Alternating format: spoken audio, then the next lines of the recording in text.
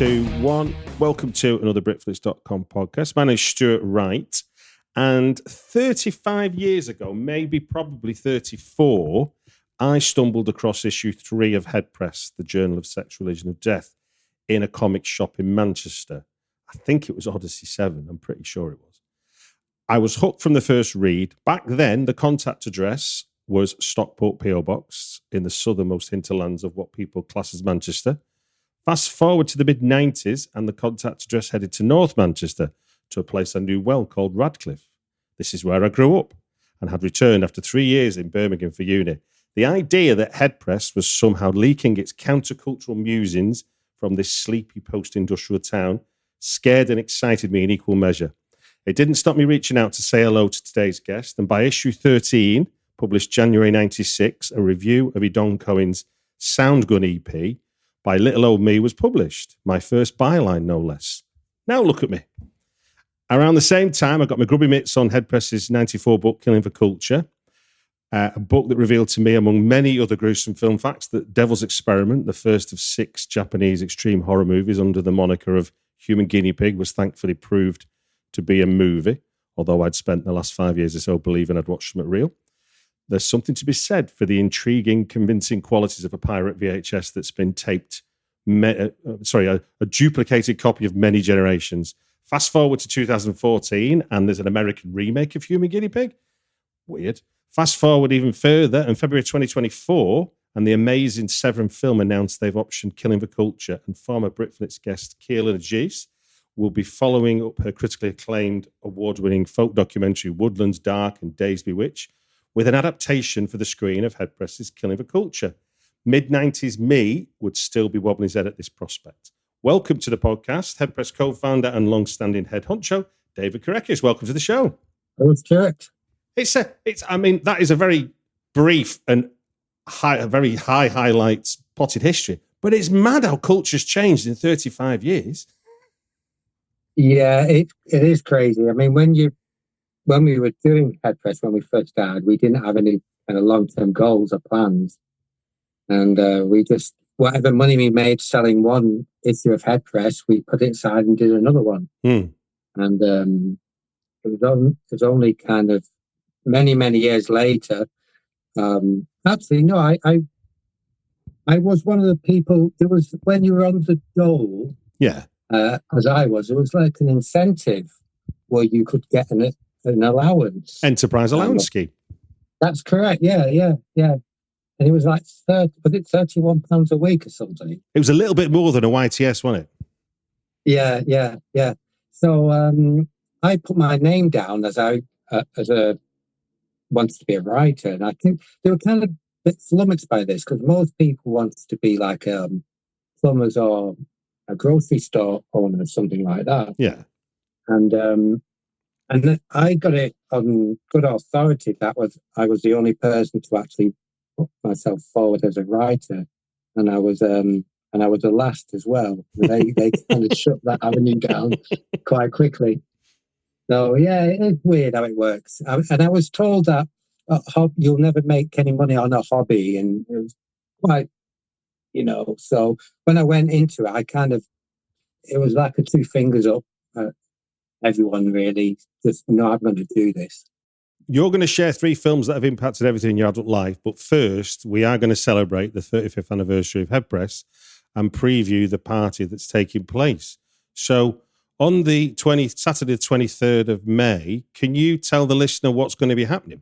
We're heading back to our roots. We're going to Manchester for a 1 day of author talks, music, short films, and the revised and updated were all started in a book sense for Headpress, Sex, Murder, Art, the films of Jorg Buttgereit, and he will be in attendance. Amazing. And I'm going to be interviewing him, and the book doesn't come out till November officially, but we're printing up some special advanced copies just for the event. Fantastic. And it's a kind of celebration of Headpress. I mean, for any business to be around for 35 years. 35 weeks seems pushing it sometimes, but 35 years. Absolutely. Pretty cool. Yeah, you've evolved, and obviously you. If I remember rightly, when I first ever interviewed you, you basically Headpress as a kind of name, as it were, you wanted to distribute Jorg's film De Todeskin, wasn't it? That was kind of the early shot of Headpress, as it were. Yes, we did distribute it on VHS, 500 copies only, but we didn't really pursue that avenue. It was quite complex. We did it properly. We got it submitted to the BBFC. Yeah. And this was at the time when we were still in the shadow of the Video Nasties furor. So we were conscious that Jorg's name might not be well looked upon at the BBFC. So we thought we were being clever by submitting it anonymously. We didn't say it made necromantic. But they knew the name anyway. And we thought it was a good chance of getting through, but for one scene. So we asked you to re-edit it for the UK market. So, it got through. It got past 18, which was wonderful. But it was so hard work and arduous and quite expensive to do. We never pursued the avenue of VHS after that. But certainly not in a production sense. Yeah. Yeah, but obviously, what was born was Headpress and the publishing company that you became that put the books out as well. Yeah. So at the 35th anniversary celebration, you're going to be having a Nigel Neal legacy panel discussion. So what can we expect from that? We've got several authors, experts in television, and Nigel Neal who will be there talking about the legacy of Nigel Neal. He's a wonderful, wonderful man. And a lot of what we see today in terms of fantasy and sci-fi, we owe a debt to Nigel Neal. Yeah. So we've got a panel on that, a Q&A, and it's going to be good fun. A few Manster Bods will be in the panel as well. A few? Manster Bods. And then, in terms of esoteric music, who's taking part in that, and what will that cover? It's not going to be live music. It's a soundtrack to the day itself. Yeah, I don't have any personal control over that. Well, control that's possibly the wrong word, but I don't have any. I'm not putting the set list together. Oh, I see. So I won't be involved with that. But so long as there's a couple of 60s garage stuff in there, I'm quite happy. So for you, I mean, if I say to you, looking back over 35 years, what for you would be sort of a key milestone, and maybe what's been your biggest surprise? Oh, I don't know. You've put me on the spot. I mean, things happen, and you think, how have I got here? You know, this is so surreal. One that springs foremost to mind, and it's not the defining one. It's just what springs to mind was being housemates with John Sinclair, right, for a period of time.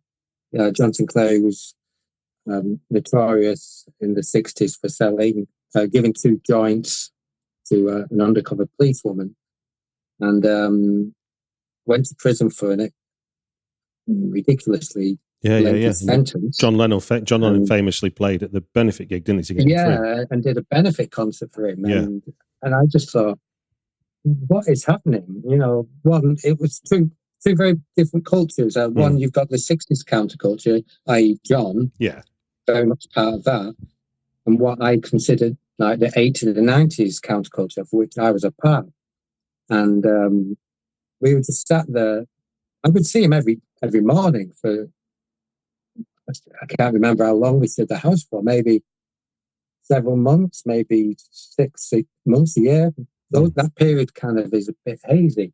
But and I just thought, I'm sitting here having breakfast with John Sinclair, and it's just perfectly normal. What's going on? So that was a weird one. That was a weird one. I remember going to the Horse Hospital event you did with the book, and I think a film was. He had a film, and there was the book you did with him. The book I did was on Sun Ra. I don't know if that was a book, but we did a second book, was a collection of John's writing. That's right. Yeah. Yeah, and it was, he personally chose what were his favourite writing over the years. And there was an EP, CD that came out with that. So you reminded me of a lot of stuff.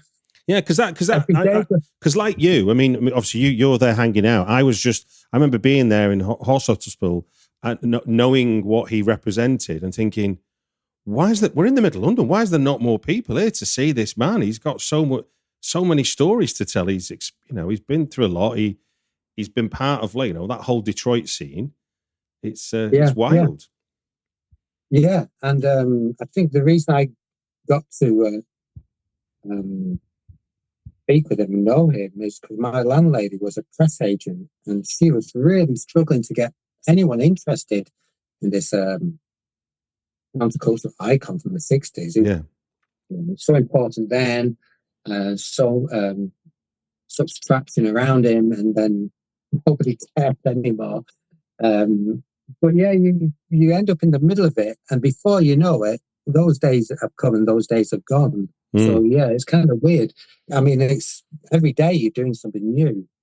So I kind of write some things down. I did an obit for Joe when he died. Yeah.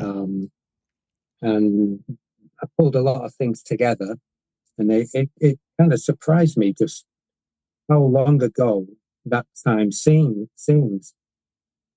I mean, well, yeah, if you think about we're further away from when you started Headpress now than when you started Headpress was when he got arrested, which is kind of insane to think about, because that felt like a long time ago when he was arrested at the sort of beginning of the beginning of the end of the hippie period, I suppose. Yes. So, I mean, I remember as a reader, I remember sort of the transition with the Headpress publication, the one that's titled Headpress, where you went from the kind of magazine paper format to suddenly this lovely graphic novel style, soft hardback. I don't know what you call that style, but I mean, that seemed like a big thing, because when I first started reading it, there was no idea of when it come out. I used to just bob into Manchester Underground Books and go, "Has Headpress come out yet?" And he'd go, "Not yet, no." And then when I moved to Birmingham, I'd be in the Birmingham comic shop and they go, "Not yet, no." And it wasn't like there was a day it came out, and then suddenly you transformed into this more like I say, it looked more like a graphic novel, and then it became more of a twice yearly event, I think, if I remember rightly. Yeah, but is it out yet? That's a question I ask myself quite often.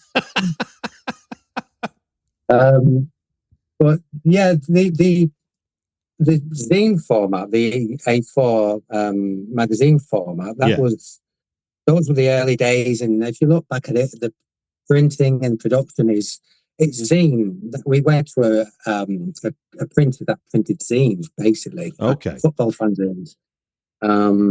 Just black and white throughout. Like the ink so heavy, you need a cart to carry around. But, so we did that, and then we split. We went our separate ways. By this point, we started Headpress. There was three of us: Dave, I'll call David. Yeah. Dave Slater, Dave Flynn, and myself. Yeah. And then Dave Flynn dropped off at issue 3, and then it was me and Dave Slater until about, I think it was issue 12 or maybe 11, either way.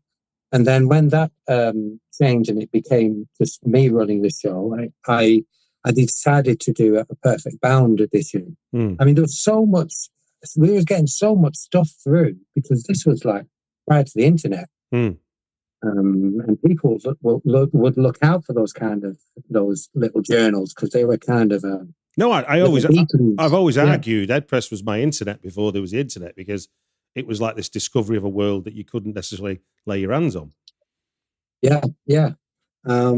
So I expanded it, and I thought I should do like a better production value, because we were getting desktop publishing then. I mean, before then it was word processing, and it was cut and paste, but the technology had moved on a little bit. Yeah. So we could do the layouts and stuff and present it nicely. And we kind of learned how to print. It's all these things. We learned how to write in Headpress. We learned how to do layouts. We learned how to print. We learned how to speak to stores and how to sell the thing. So it was just this learning curve. And that's how those changes came about. You just learn how to do it. And as I was intimating with the introduction, you know, the way culture looks at this, what was definitely countercultural and certainly fringe stuff you were covering, and then the notion that we fast forward and there is an American remake in homage to the Japanese Human Guinea Pig series. Necromantic is got played in 2014 at Fright Fest. You know, 27 years for it to be legally available in Britain to watch. But obviously things have, you know, people's attitudes have definitely changed, haven't they, in terms of what we consider to be that horrible word offensive, because, you know, it's kind of, that tends to be what people get, the moral panic tends to be about, as opposed to, has this got any artistic merit or anything like that, which obviously you could certainly argue with Jorg's movies that the intent was about art, wasn't it? It wasn't, he never set out to offend anyone.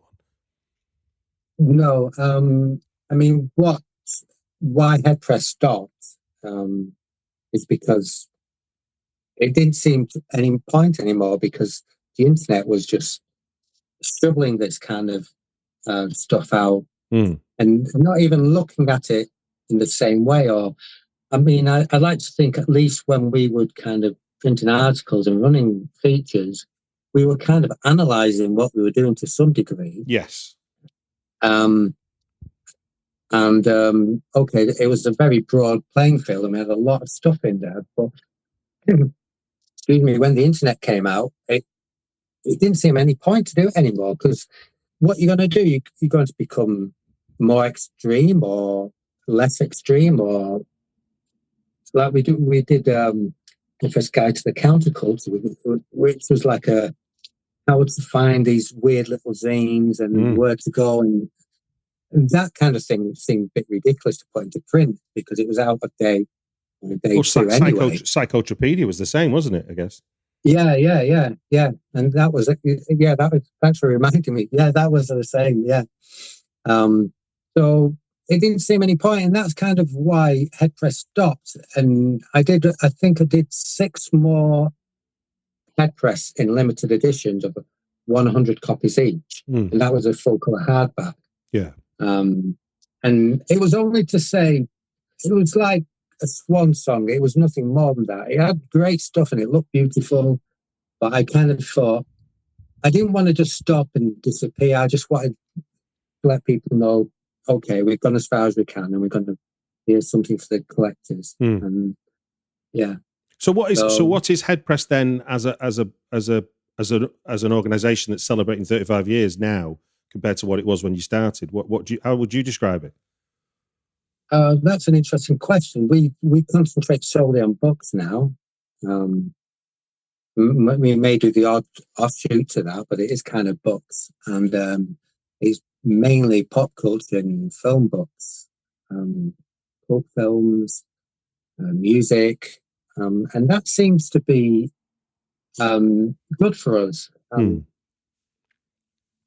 So, and we do counterculture. We've got a book called Weird Scenes Inside the Canyon, which is about conspiracy theory about Laurel Canyon and the music scene of that time, which has done incredibly well for us. So, so that's what we concentrate on now, and that's how my days are spent, you know, working on books. When I get a chance, I work on my own. We've got another update to Killing for Culture coming up. How many editions is that now then, in terms of Killing for Culture? 217. No, we just found, if you look back at the first edition, that's pre-internet. Yeah. And so you've got a finite number of films to concentrate on. And then I think the second edition, we updated it because we found more facts about the films that we wrote about in the first instance. Right. And then after that, Pierre Janice went to optioned to do the documentary on Killer for Culture. Yeah. It was based, knowledge was based on the first edition of the book. So when she actually saw the expanded version, the post-internet version, yeah, it was like, oh dear. So she's done the right thing by concentrate on the birth of the atrocity film, which is the first edition of the book. Okay. The post-internet edition of the book, it's crazy. And as we say in the edition that will come out to coincide with the film, it's got like a new chapter in it. We talk about how the book changed over the years, where it's about the idea of death on film, and then it becomes more about how culture and technology changes. Yeah, because we're suddenly much more confronted by, because of the immediate access of phones and whatnot, the idea of avoiding death on film is quite hard now. I mean, I've just seen footage on social media today of police tasering a guy who stabbed two people in Golders Green. That's I'm not looking for it. It's there, just there. It's there alongside. You can watch Liverpool's 10 best goals. It's kind of wild, really. Yeah. Well, your Butgereit, who obviously we said he directed Necromantic, he says he's what he finds offensive is scrolling through social media and coming across this stuff because you got no warning. Whereas with his own film, you know what it's going to be about. And if you walk into the cinema not knowing, well, I find that difficult to imagine because you've seen the posters, you've seen the ballyhoo, you bought your ticket. There's a lot more involved getting into that room than just simply scrolling on your phone. Yeah, that's for certain. Yeah. So it is. It's a very different world. It's a very different technology. Indeed. And so we look at those. Each edition of Killing for Culture looked at those. Didn't really realize this until we sat down last year and looked back at what we were doing and what we were going to do with the book. So you're celebrating 35 years of Headpress, and where are you celebrating it? That's the Anthony Burgess Institute in Manchester, and it's Saturday the 23rd of May. It's from 10 till 4. There's going to be a Nigel Neal legacy panel. There's going to be soundtrack music playing throughout the day that's curated by Headpress authors. You've got new voices and horror panels showcasing a short film called The Shedding, and then you've got your Q&A with Necromantic director Jorg Buttgereit. And there'll be advanced copies of what is not going to be readily available till October, did you say, or November, of the Sex Murder November. Art. So people who turn up, there's a good chance if you're looking for the new edition of Sex Murder Art, you'll be able to get advanced copies on everybody else. Yeah, and the tickets are very limited. So if you go to headpress.com, you'll be able to find where to get the tickets. There is a weird music panel as well, talking about the Gathering the Tribe series of books we're doing, which is all about this esoteric and occult music. So that's another panel. There's a lot of interesting stuff. Thank you for sharing that, some of your memories of 35 years of Headpress, and thank you for indulging me a bit of my own nostalgia. I think Headpress, along with some of the books from Creation, not the record company, the publisher, definitely helped shape some of my opinions and tastes during the 1990s, that's for certain. So let us then, David, move seamlessly into 3 films that have impacted everything in your adult life. For those that haven't heard before, we've got 3 movies that David's given me. I'll do them in the order that I got them.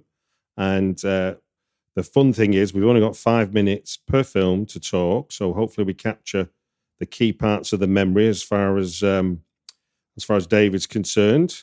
We've only got 5 minutes for each film, and every time we hear this sound, you can hear that okay at your end, David? Yes, I can. Good man. Every time we hear that sound, that means 5 minutes are up, and we stop talking about that film, move on to the next one. Does that sound fair?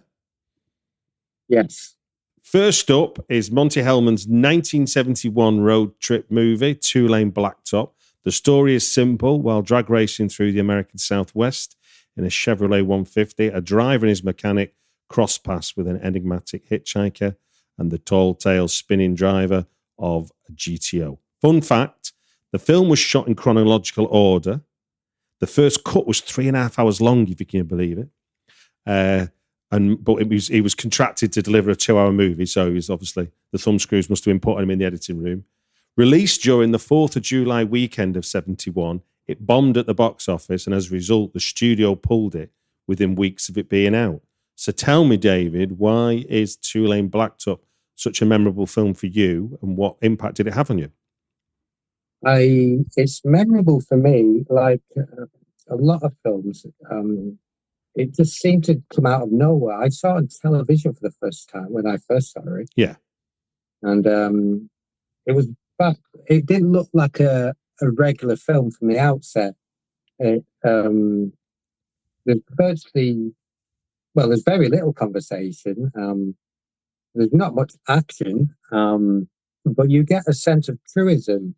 And you get a sense that these main characters are kind of living a life, metaphor for myself at the time,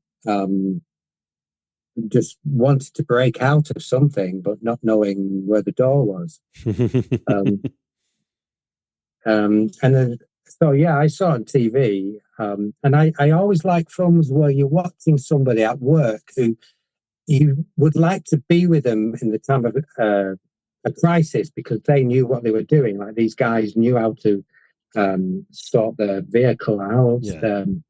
My brother was a mechanic, and he saw the film and he said that the Chevy is running as best as he can. You know, he could see that. So I always like that truism. Another thing is, I bought this on Blu-ray many years later, right? A time when I just dipped into Blu-rays, right. And I had 3 Blu-rays, and this was one of them. And I listened to the commentary track on all the Blu-rays I had, but on this one I listened to it twice, because that's the kind of life I was leading at the time. But I found something it's a beautiful film to watch. It looks great. But I think the standout scene for me is a rather innocuous scene. They go into a kind of diner, the mechanic, the driver, and the girl. That's the names they've got in the film. And there's a young guy sat behind a counter with a coffee. And he's foregrounded, and you're kind of thinking, well, that's weird. Why is he foregrounded? The action, people walking into a room, is taking place behind him. But I always like that scene. He kind of looks round as though we're looking over his shoulder, and he's drawn to whatever's happening. And the girl eventually drops her bags and goes off with him. And that's kind of the attitude of the era, I suppose, where you could just drop your bag and disappear. But yeah. I always like that lad at the counter. Yeah, no, it's interesting that, you know, because it's those, because it has that kind of level of, it has a level of reality, but it's also heightened because obviously these people are just going, they're just drifting, aren't they? They're not. There's no actual real goal. It's not like this, you know, like a usual road movie's got a definite mission, hasn't it? It's like we have to get here. You know, you think it's something as absurd as Smoking the Bandit. We have to get from here to there, and not let the cops catch us. This is far more kind of subdued, I suppose, isn't it? As a road trip goes. Subdued to the point of comatose. Yeah. Yeah. Even Easy Riders is a fast movie in comparison, isn't it? Yeah. And it got pulled. Not only did it do badly, but there was issues with the soundtrack, wasn't there? I think the Doors were on the original soundtrack. What, to do with copyright? Yeah. And that's been put back in now. I'm pretty sure Moonlight Drive's on there. Right. But they put that back on the Blu-ray.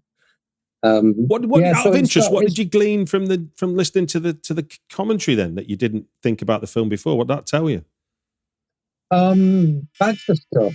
Oh, we'll never know. We'll never know, David, what them bags of stuff were. Hey.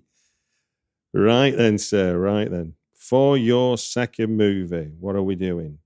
For your second movie, we are going to head to the end of the 20th century, 1999, for Chuck Palahniuk's book, Fight Club, adapted for screen by David Fincher. Boy, has this film been misunderstood by too many people over the last quarter century, much like the film The Matrix that came out the same year. Fight Club is about an insomniac office worker, Ed Norton, and a devil-may-care soap maker, Brad Pitt, who form an underground fight club that evolves into a full-on revolution. Or does it? Fun facts, Tyler Durden was originally going to recite a workable recipe for homemade explosives, as he does in the novel, but in the interest of public safety, the filmmakers decided to make it fictional recipes for real ones.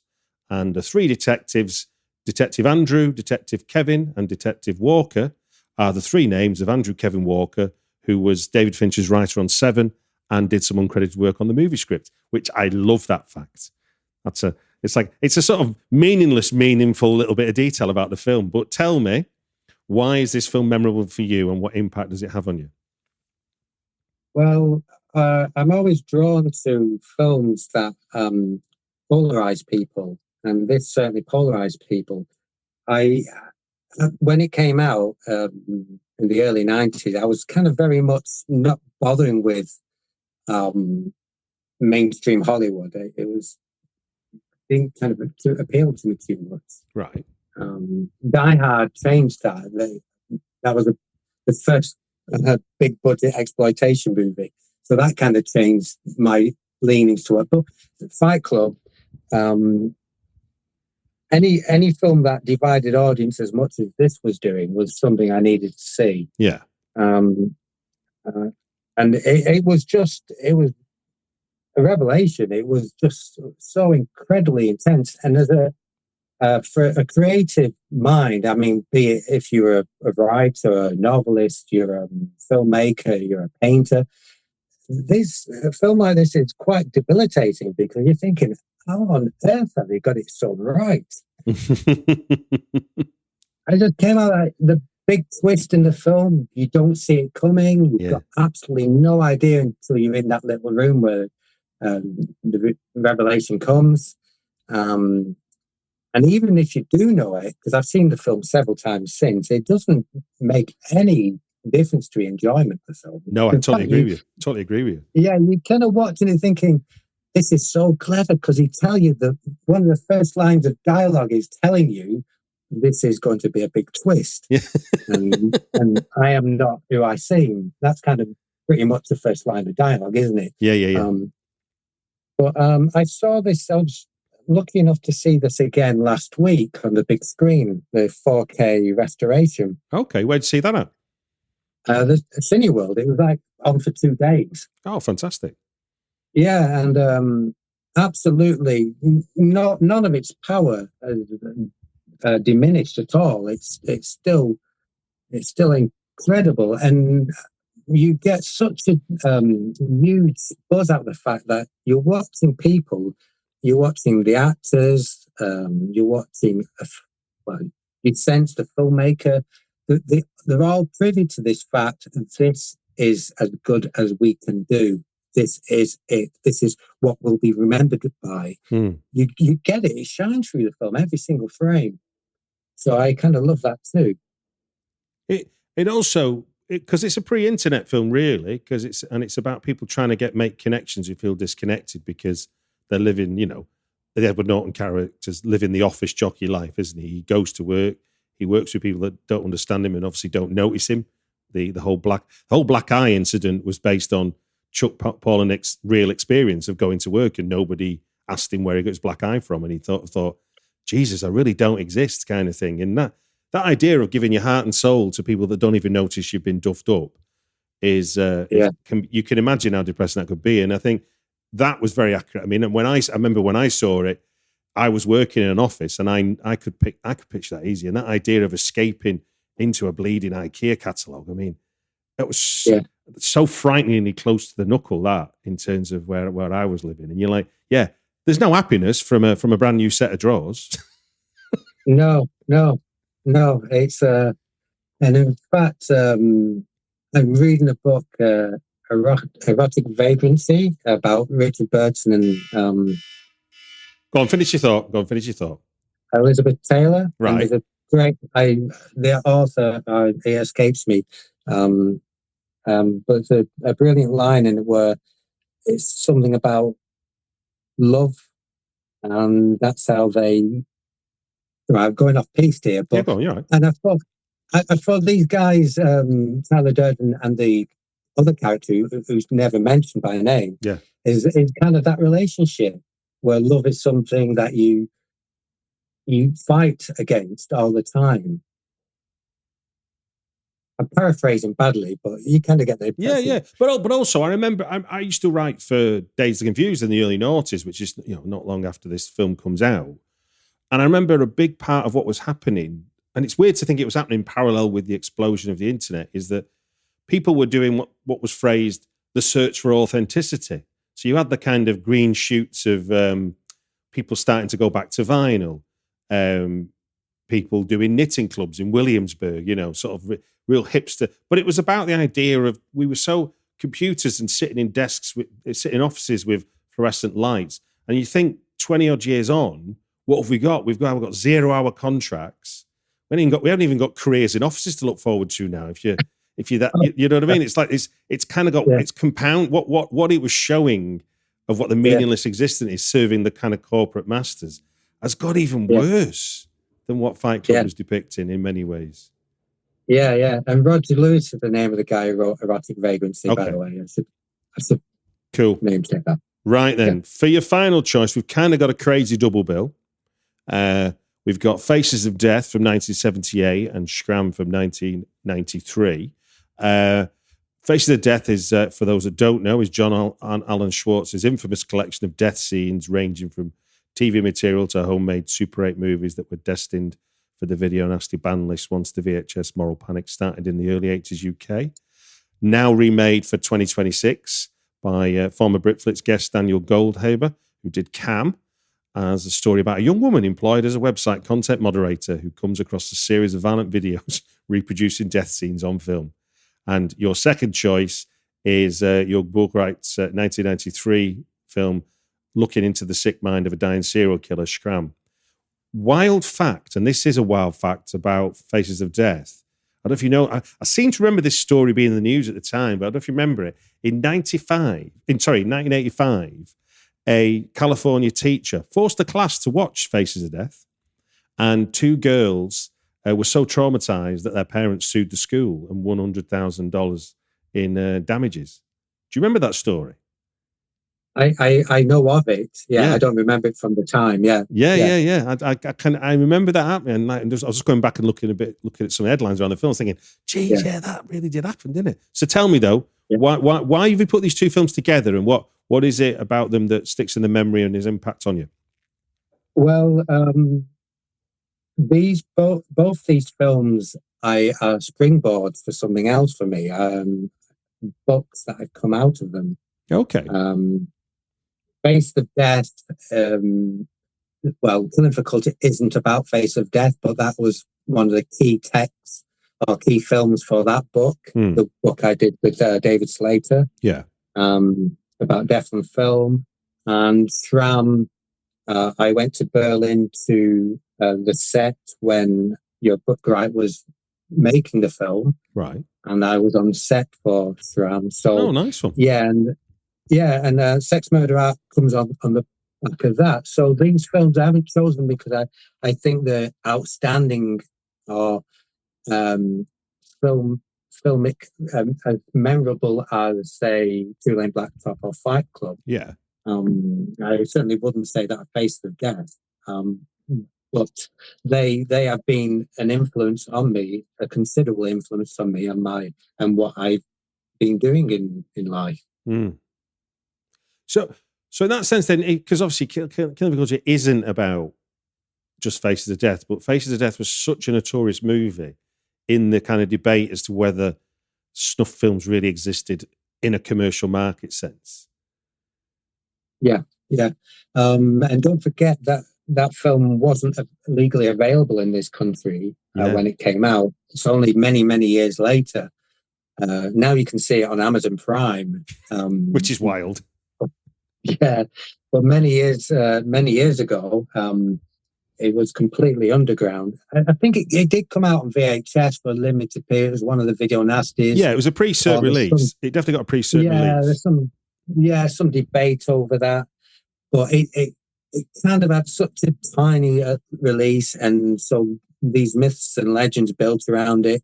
And when we were writing the first edition of Killing for Culture, we more than once we would interview people or speak to people, and they'd say, "Yeah, I've seen a snuff film," and it turned out what they'd seen was Face of Death.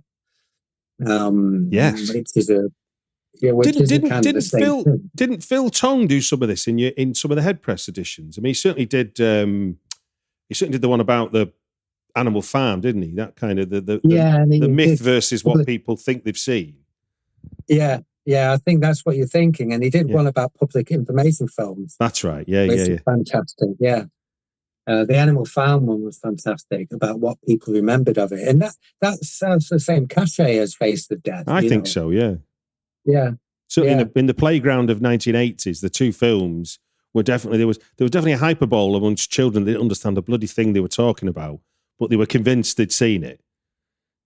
Yeah, it was a bit different for me because the VHS wasn't around when I was at school, so it was like trading a Mad magazine and Famous Monsters Filmland and stuff like that. But every generation has this. You know, you have these things that the teacher will take off you or confiscate, or your parents will confiscate them, so you hide them.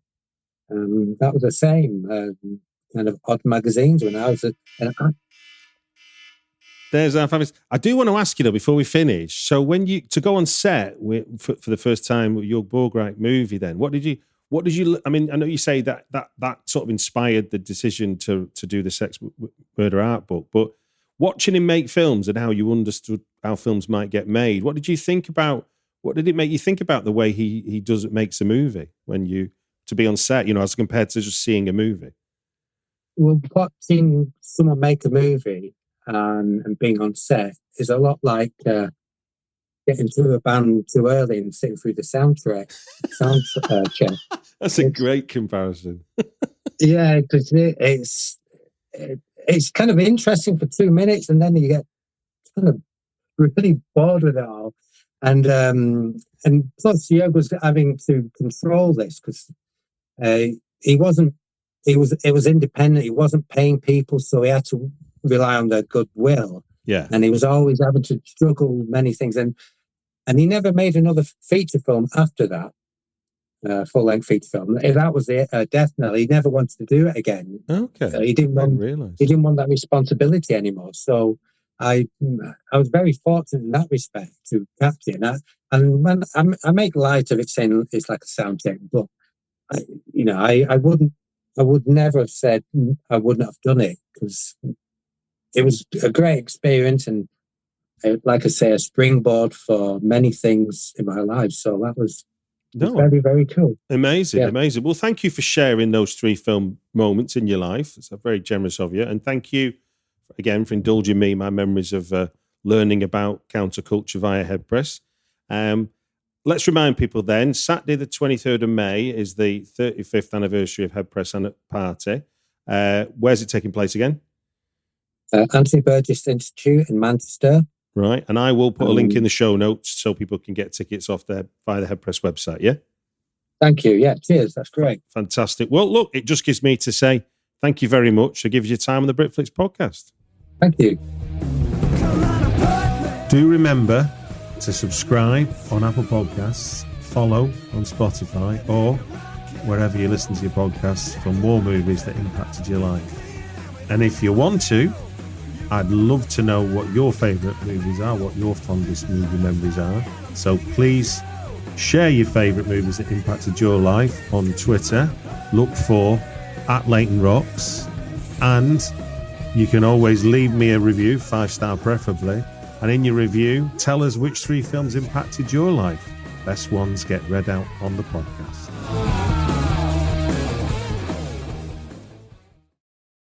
Hey there, Hugh from Podderation here. If you like today's show, why not check out Malt and Magic, a D&D podcast where things are almost literally homebrewed. Malt and Magic is a show that focuses on the immersive and collaborative natures of TTRPGs, working with a cast of amazing characters to create an epic hub where fantasy, mystery, sci-fi, horror, and cyberpunk all collide in one gripping, funny adventure. If you'd like to hear more, check out our website at podderation.com.